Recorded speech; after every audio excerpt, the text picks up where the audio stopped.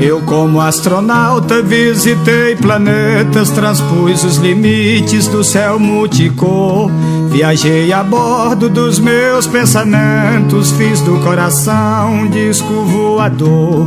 E em meio às galáxias do mundo universo, encontrei em Marte a musa do amor.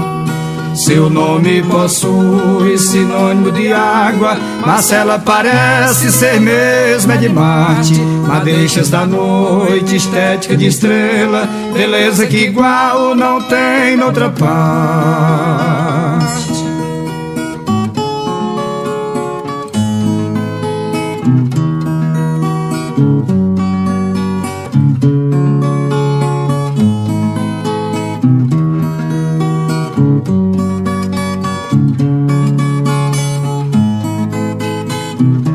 Eu estou em órbita entre a Terra e Júpiter, vigiando os astros que seguem seus passos. No céu de sua boca meus lábios decolam, e a nuvem de beijos encobre os espaços. E essa massa cósmica que envolve os planetas constitui o elo dos nossos abraços.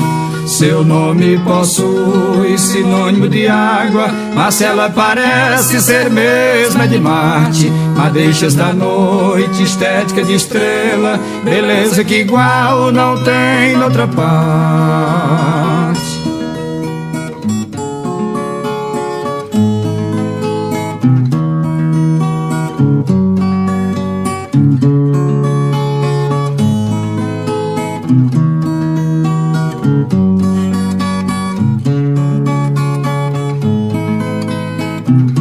Na mitologia, Marte é deus da guerra, mas ela é a deusa da minha paixão.